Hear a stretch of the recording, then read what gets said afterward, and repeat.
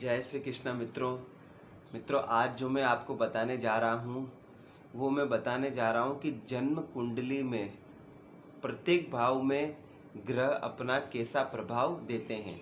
मैं आपको लग्न के आधार पर नहीं बताने जा रहा हूँ कि मेष लग्न की कुंडली में कैसा प्रभाव देते हैं, वृषभ लग्न की कुंडली में कैसा प्रभाव देते हैं,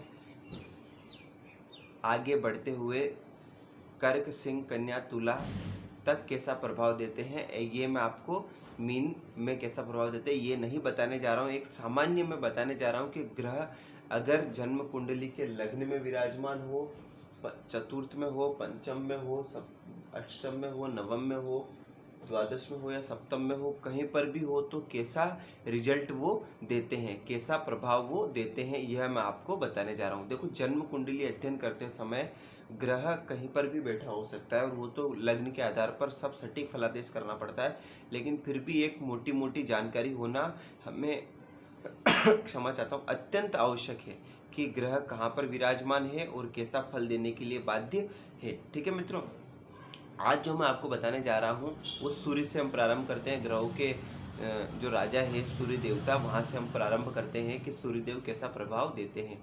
मित्रों, अगर आपको अच्छा लगे, अगर मेरी जानकारी अच्छी लगे तो कृपया इसे लाइक भी कर दे और चैनल को सब्सक्राइब कर दे। और ये मैं कहना नहीं चाहता हूँ, बट फिर भी अच्छा लगे तो। और एक चीज़ और मैं बता दूँ कि आप कमेंट करिए, कमेंट से मैं आपके जन्म कुंडली अध्ययन निःशुल्क करूँगा। और कमेंट से ही जो भी प्रश्न आपको करना है कमेंट में करिए, और जन्म कुंडली अध्ययन मैं आपको करूंगा, ये मैं आपको बता रहा हूं। और अगर आप मुझसे संपर्क करना चाहते हो व्यक्तिगत रूप से तो आप संपर्क भी कर सकते हैं। तो सूर्य के प्रभाव में बीच बीच में जन्म कुंडली अध्ययन अब ज़्यादा करूंगा और ये भी बताता रहूँगा। तो सूर्य ऐसा ग्रह है, ग्रहों के राजा है सूर्य। सूर्य का दूसरा नाम ही है तेज, सूर्य का दूसरा नाम ही है प्रकाश, सूर्य का दूसरा नाम ही है प्रसिद्धि। सूर्य आत्मा के कारक है।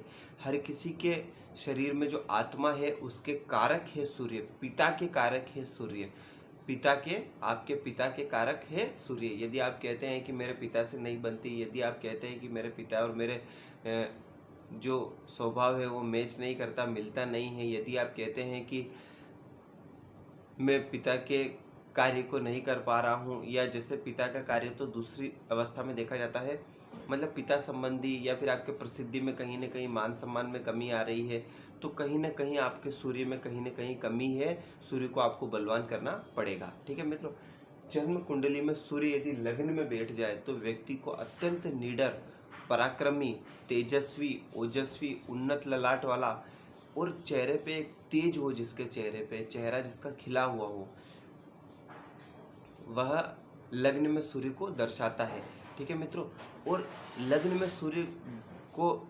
में सूर्य होने से जातक को वह सूर्य परम तेजस्वी, ओजस्वी तो बना ही देता है, किंतु अत्यंत क्रोधी और एकदम स्वभाव ऐसा आदमी का एकदम गर्म स्वभाव, इस प्रकार का व्यक्ति को बना देता है। किंतु जहाँ पर सूर्य बैठता है उस भाव को भी कहीं ना कहीं जला देता है। जला देने का अर्थ ये हुआ कि व्यक्ति को थोड़ा क्रिस्काय बना देता है। क्रिस्काय का अर्थ ये हुआ थोड़ा दुबला पतला बना देता है। और अगर लग्न में आपके सूर्य बैठा है और कहीं से भी पाप ग्रह की दृष्टि पड़ गई तो लिख कर ले लीजिए, आप मुझसे 100% दावे के साथ कह रहा हूँ, आपको नेत्र संबंधी समस्या होगी ही होगी। क्यों? क्योंकि सूर्य में इतना तेज है कि वह व्यक्ति की, जब वो व्यक्ति की और आंखों में, नेत्रों में क्या होता है, तेज होता है। तो जब सूर्य का तेज नेत्र के तेज से मिलता है तो कहीं ना कहीं उसके नेत्र के तेज में कमी कर देता है। ठीक है मित्रों, ये मैं आपको बता रहा हूँ। यदि द्वितीय भाव में सूर्य हो, द्वितीय भाव किसका है? द्वितीय भाव आपकी वाणी का है, द्वितीय भाव आपके कुटुंब का है, द्वितीय भाव आपके धन का है। तो धन भाव में अगर सूर्य बैठा है तो धन में तो कोई कमी नहीं आने देंगे, ये आप मान के चलिए। लेकिन द्वितीय भाव में अगर सूर्य बैठा है तो कहीं ना कहीं, और एक चीज़ मैं बता दूं, यहाँ पर सूर्य बैठा है तो सप्तम भाव पर दृष्टि डालेगा तो कहीं ना कहीं उसकी पत्नी भी तेजस्वी, ओजस्वी और प्रसिद्धि पाने वाली और निडर स्वभाव की होगी। ठीक है मित्रों, ये सप्तम भाव में लग्न में सूर्य बैठा है तो सप्तम भाव पर दृष्टि डालकर होगा। ठीक है मित्रों, अब जैसे कि मैं बता रहा हूँ, अगर स्त्री की कुंडली है तो पति ऐसा होगा। अब मैं आपको बता रहा हूँ द्वितीय भाव में क्या होगा कि वाणी जो है वह ओजस वाणी भाव में अगर सूर्य बैठा तो कहीं ना कहीं वाणी में थोड़ी कड़वाहट भी होगी, ओजस्वी वाणी होगी, ये बात सही, लेकिन कहीं लोग उसकी वाणी को सुनना चाहेंगे, लेकिन कहीं ना कहीं थोड़ी वाणी ऐसी होगी कि एक बार किसी को बोल दे तो दूसरी बार अगला बात करने में थोड़ा हिचकिचाएगा, थोड़ी सी वाणी में कड़वाहट भी आपको देखने को मिलेगी। दूसरा ये कुटुंब का भाव है, तो कुटुंब के भाव में सूर्य बैठकर कहीं ना कहीं घर में थोड़ी मतभेद लाने का भी ये कार्य करते हैं। ठीक है मित्रों, दूसरा ये कि यहाँ पर सूर्य बैठकर धन की कमी आपको नहीं होने देंगे, पैतृक संपत्ति भी आपको दिलाने का कार्य करेंगे, और एक तरह से पिता से जुड़कर आप पिता से संबंधी धन कमाने में आपको थोड़ा सहयोग मिलेगा। इसकी दृष्टि अष्टम भाव पर पड़ेगी तो कहीं ना कहीं व्यक्ति को ब्लड प्रेशर का रोगी बनाएगा, और कहीं ना कहीं थोड़ा सा हड्डियों संबंधी परेशानी भी आपको देखने को मिलेगी। किस केस में देखने को मिलेगी? जब यदि अगर यहाँ पर पाप ग्रह की दृष्टि पड़ रही हो तो ज़्यादा देखने को मिलेगी। ठीक है, तृतीय भाव में तो कारक होते हैं सूर्य, तो कहीं ना कहीं तृतीय भाव में बैठ कर के अत्यंत बलवान ऐसा व्यक्ति जो ठान लेगा वही करेगा, अत्यंत निडर, अपने काम के लिए डरने वाला नहीं, अपने काम को जो सोच लेगा वो करने वाला, और अत्यंत निडर, अत्यंत बलशाली और एकदम पुरुषार्थ का काम करने वाला होगा, क्योंकि पुरुषार्थ का भाव है ये। छोटे भाई बहनों का भी भाव है, तो यहाँ पर सूर्य बैठकर जिस किसी व्यक्ति के होंगे उससे आगे बड़े भाई नहीं होने देगा, उसमें थोड़ी दिक्कत पैदा करेगा, और छोटे भाइयों के साथ भी कहीं ना कहीं थोड़ी दिक्कत ये पैदा करेगा। ठीक है मित्रों, अब यहाँ से अगर सातवीं दृष्टि भाग्य भाव पर पड़ रही है तो कहीं ना कहीं उसके भाग्य को भी ये बलवान करने का कार्य करेगा। चतुर्थ भाव में अगर सूर्य विराजमान है तो कहीं ना कहीं माता का घर है, तो कहीं ना कहीं माता के स्वास्थ्य में थोड़ी कमी लाने का कार्य करेगा, बाकी माता से सुख ये दिलाएगा, और गाड़ी घोड़ा और मकान इसका ये भाव है तो कहीं ना कहीं उसमें ये दिलाने का कार्य करेगा। पंचम भाव में सूर्य बैठा है तो शिक्षा व्यक्ति को पूर्ण रूप से दिला देगा, शिक्षा में कोई कमी नहीं आने देगा, लेकिन थोड़ा सा ये है कि प्रेम के भाव में थोड़ी सी दिक्कत व्यक्ति को आएगी, क्योंकि प्रेम के भाव में थोड़ी दिक्कत आएगी। दूसरा ये है कि पंचम भाव में सूर्य बैठ करके कहीं ना कहीं व्यक्ति के संतान उत्पत्ति में थोड़ी दिक्कत पैदा करेगा, गर्भ बनने नहीं देगा पत्नी का, और कहीं ना कहीं गर्भ को बिगाड़ेगा, संतान उत्पत्ति में थोड़ी दिक्कत होगी, हो जाएगी लेकिन थोड़ी समस्या के बाद संतान उत्पत्ति होगी। ठीक है मित्रों, अब जैसे छठा भाव है तो छठे भाव में सूर्य बैठ करके व्यक्ति को शत्रुअंता बना देगा, कहीं ना कहीं ऐसे व्यक्ति को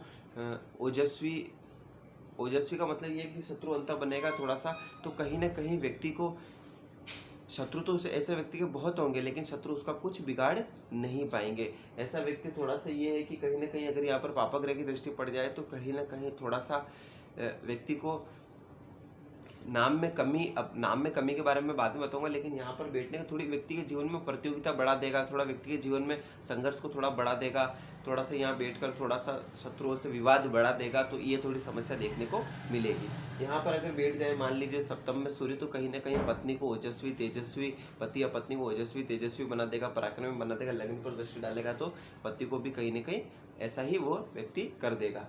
अष्टम में अगर सूर्य बैठे तो अष्टम में सूर्य बैठने से क्या होगा कि ऐसा व्यक्ति अष्टम में सूर्य बैठने से ऐसा व्यक्ति थोड़ा सा यूँ मान के चलिए कि थोड़ा सा एक,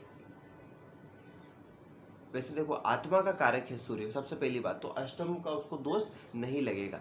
आत्मा को सूर्य और चंद्रमा अगर यहाँ बैठे तो उनको इतना दोष नहीं लगता है, क्योंकि चंद्रमा मन है और सूर्य आत्मा कारक है।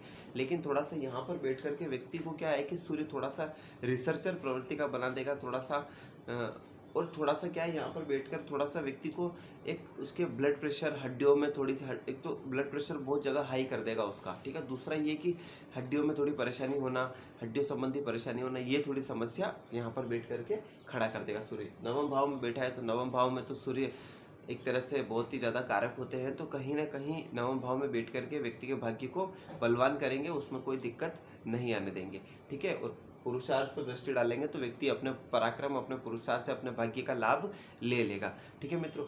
दसम भाव पर अगर सूर्य दृष्टि डालेंगे तो दसम भाव पर सूर्य दृष्टि डाल करके क्या करेंगे कि दसम भाव में सूर्य बैठेंगे तो कहीं ना कहीं पिता के कार्य को भी बलवान करेंगे, पिता को भी बलवान करेंगे और व्यक्ति को पिता के कार्य से जोड़ करके धन कमाने में भी सहयोग करेंगे। इसकी दृष्टि सप्तम भाव पर पड़ेगी, चतुर्थ पर पड़ेगी तो कहीं ना कहीं माता के स्वास्थ्य में थोड़ी कमी लाएंगे, बाकी कार्य क्षेत्र में व्यक्ति के जीवन में कोई परेशानी नहीं आने देंगे।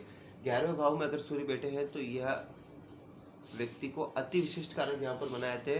इसका अर्थ ये हुआ कि व्यक्ति बहुत ही श्रेष्ठ अवस्था का ये होगा, व्यक्ति जीवन में कितना भी कुछ भी कर ले उसको धन की कमी नहीं होगी, धन उसके जीवन में अनवरत बना ही रहेगा। ठीक है मित्रों, यहाँ पर सूर्य बैठे हैं तो ये मान के चलिए कि व्यक्ति को अगर 1000, 2000, 50,000, 1 लाख, 2 लाख की भी जरूरत पड़े तो आप कहीं ना कहीं वो परेशान नहीं होगा, उसके पैसे की व्यवस्था हो जाएगी और जीवन में आय उसकी अनवरत बनी ही रहेगी। ठीक है मित्रों, अब ये कब बढ़ जाता है और कब कम हो जाता है, अगर मान लीजिए यहाँ पर सूर्य बैठे हुए यहाँ पर किसी गुरु या फिर किसी भी शुभ ग्रह की दृष्टि पड़ जाए तो ये बहुत अधिक बढ़ जाता है, और अगर किसी पापा ग्रह की दृष्टि पड़ जाए थोड़ी कमी आ जाती है। ये मैं आपको बाद में बताऊंगा। 12वें भाव में सूर्य बैठे हो तो 12वें भाव में भी सूर्य दिक्कत कुछ नहीं करते, लेकिन कोर्ट कचहरी से थोड़ा खर्चा बढ़ा देते हैं। अगर पापग्रह की दृष्टि पड़ जाए तो बहुत अधिक बढ़ा देते हैं। व्यक्ति दिखावे पर बहुत अधिक खर्च करने लग जाता है, कहीं ना कहीं उसके मान सम्मान में कमी आने लगती है। जितना अच्छा वो करता है उसको रिजल्ट नहीं मिल पाता है। एक चीज़ और बता दूँ, कहीं पर भी सूर्य बैठे हो, मान लीजिए 12वें भाव में कहीं पर भी सूर्य बैठा हो और वहाँ पर अगर पापग्रह की दृष्टि पड़ जाए तो आप ये मान के चलिए कहीं ना कहीं उस व्यक्ति के मान सम्मान में कमी आने वाली है। ठीक है, मतलब कहीं ना कहीं उसका नाम खराब होने वाला, और कितना भी प्रयास कर ले कहीं ना कहीं उसके मान सम्मान में, नाम में कहीं ना कहीं कमी आने वाली है 100%। ये आप मान के चलिए। उसको ऐसा लगेगा कि मैं बहुत अच्छा करता हूँ, मुझे उसका रिजल्ट नहीं मिल पा रहा है, मान सम्मान में कमी मिल रही है, और कहीं ना कहीं थोड़ा सा कलंकित होने का भी एक डर, अगर शनि की दृष्टि पड़ जाए या फिर ऐसा, तो कहीं ना कहीं थोड़ा सा कलंकित होने का भी डर बना रहता है। ठीक है मित्रों, तो ये मैंने आपको बता दिया है आपके सूर्य का कैसा प्रभाव रहता है। वीडियो अच्छा लगे तो कृपया करके लाइक करिए और देखते रहिए। देखते रहने के लिए आपका बहुत बहुत धन्यवाद। जय श्री कृष्ण।